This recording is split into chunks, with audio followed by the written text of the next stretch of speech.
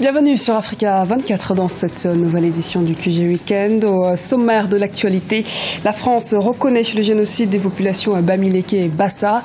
Ce dossier sensible a été évoqué lors de la visite du président français François Hollande ce vendredi au Cameroun.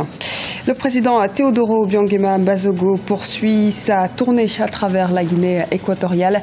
Ce jeudi, il était à Akonibé, la ville où a été rédigée la constitution du pays. Déficit énergétique et scolarité ne font pas bon ménage. Nous verrons l'exemple d'un programme des Nations Unies en Afrique du Sud qui a opté pour l'utilisation de matériel scolaire à énergie solaire. Mais avant de développer ces titres, les lois anti-terroristes se multiplient sur le continent. Cette fois, c'est au tour de la Côte d'Ivoire d'amorcer des mesures à ce sujet, alors que le pays est sous la menace de groupes djihadistes opérant au Mali voisin. Les députés ont approuvé ce vendredi une loi qui permet des écoutes et des perquisitions. La loi votée à l'unanimité des 197 députés présents punit jusqu'à 20 ans d'emprisonnement le recrutement ou l'affiliation à un groupe criminel organisé en vue de participer à la commission d'actes terroristes. La mémoire douloureuse des relations franco-camerounaises évoquée ce vendredi au Cameroun. Le président français François Hollande a évoqué la responsabilité de la France lors de la répression des années 1950-1960. Un acte historique aux yeux de nombreux Camerounais, comme nous l'explique Ibra Khadindiaye. Au Cameroun, le président français François Hollande a brisé un tabou. Il est revenu sur la guerre contre l'union des populations du Cameroun. Il s'agit d'une première déclaration d'un président français dans la répression par l'armée française de militants indépendantistes dans la Sanaga maritime et en pays Bamileke dans les années 1950 et 1960. Quand on regarde l'histoire, il faut regarder toute l'histoire. Et la France n'oublie pas les violences qui ont été commises au Cameroun après l'indépendance par ses propres forces contre des éléments indépendantistes. Et nous ne voulons pas tourner la page sans l'avoir bien lu auparavant pour exprimer, là encore, notre reconnaissance de ce drame. Pour de nombreux observateurs et analystes, François Hollande a posé un acte historique en revenant sur la mémoire douloureuse des relations franco-camerounaises. Je crois que le président François Hollande a fait preuve de grandeur et de sens de la vérité. Il est très important dans la relation France-Cameroun que cet aspect-là soit de plus en plus clarifié et éclairé pour l'opinion publique et particulièrement pour les composantes jeunes de la population des deux pays. Cette crise entre la France et le Cameroun qui s'exprime aujourd'hui par une vague d'hostilité à l'encontre de la France au Cameroun est largement liée à ses fondations, à ses fondements de la guerre d'indépendance. Et ce que le président Hollande a fait est un pas très important pour essayer de décrisper les relations affectives entre les deux pays.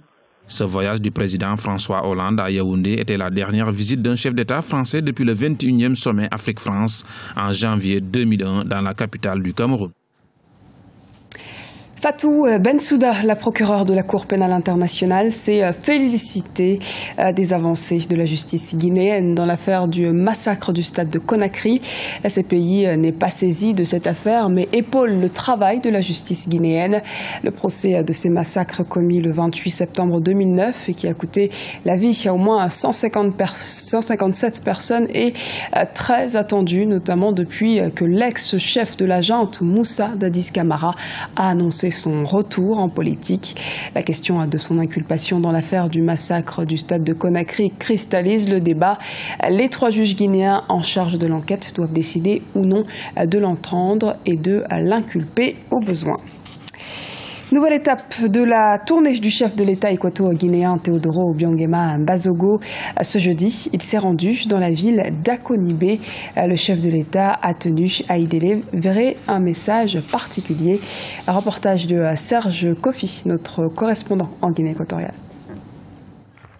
La ville d'Akonibé a accueilli ce jeudi le chef de l'État équato-guinéen Obiangema Bazogo. La localité de 13 000 habitants, située dans la province du Wolensas, frontalière avec le Gabon, occupe une place très importante dans l'histoire de la nation équato-guinéenne. Au lendemain du coup d'État de 1979 qui a vu l'arrivée du président Obiangema Bazogo au pouvoir, il fallait une constitution qui pouvait faciliter le développement intégral du pays. Cette constitution a été rédigée à Akonibé. Akonibé est la ville de la Constitution. Cette constitution a été rédigée ici en 1982. C'est après cela qu'un décret a été pris pour élever le village d'Akonibé en ville à part entière. L'étape d'Akonibé aura permis au chef de l'État d'être à nouveau sensibilisé sur les réalités locales de ses concitoyens. Autre message aux populations, l'importance de préserver les acquis démocratiques et l'annonce d'un processus de modernisation des infrastructures de la région. Toute la population doit s'impliquer à la conservation de la paix. C'est pour cela que je vous félicite, parce que s'il y a la paix aujourd'hui à Akonibé, cela est dû à votre volonté. La paix nous permet de réaliser tous nos projets.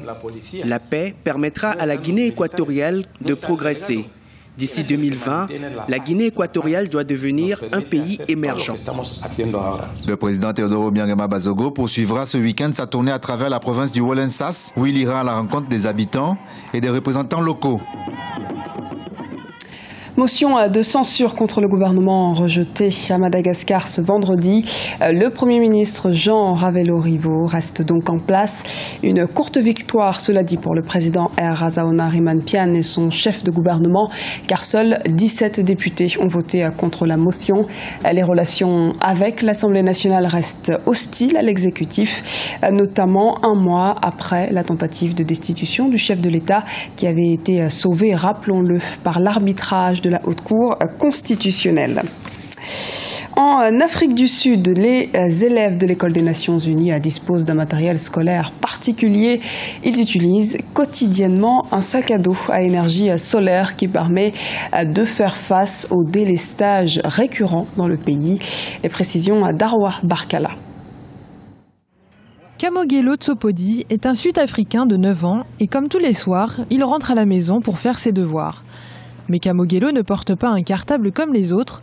Cet élève de l'École des Nations Unies en Afrique du Sud recharge la batterie de sa lanterne solaire sur le chemin du retour. Le soir venu, cet instrument lui permet de brancher le couvercle dans un bocal et d'étudier à la lueur de cette lanterne solaire.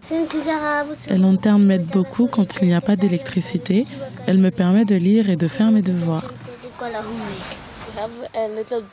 Avant, Kamogelo s'éclairait à la lumière des phares de voiture. Nous avons un deuxième garçon et quand Kamogelo faisait ses devoirs, son petit frère passait du temps à lui tenir la chandelle. Il arrivait parfois qu'il se brûle. Depuis 2008, l'Afrique du Sud est confrontée à sa pire crise de l'électricité. La demande et le coût d'électricité ne cessent d'augmenter et cette pénurie soumet les Africains du Sud à de nombreuses coupures de courant. À l'usine de Rustenburg, à la périphérie de Johannesburg, les feuilles de plastique sont nettoyées puis traitées pour les rendre suffisamment malléables pour fabriquer les cartables à énergie solaire. Ils sont heureux d'avoir un sac d'école. Je me souviens de la première remise. Les enfants criaient et j'ai été émue parce qu'ils étaient si heureux. Ce n'est pas souvent qu'ils reçoivent des cadeaux parce que c'est un peu un cadeau qui leur est donné. Les parents sont heureux car leurs enfants sont vraiment en mesure de faire leurs devoirs, ce dont se réjouissent leurs enseignants. Je pense donc que nous touchons à toutes les sphères de la vie d'un enfant, si je peux m'exprimer ainsi. L'usine reçoit des commandes de cartables des Nations Unies en grande quantité, puis les distribue gratuitement aux petits élèves. Les sacs coûtent environ 250 rands, soit $20 chacun. C'était le journal de la rédaction. Merci de nous avoir suivis. Retrouvez dans un instant une nouvelle édition de l'actualité sur Africa 24.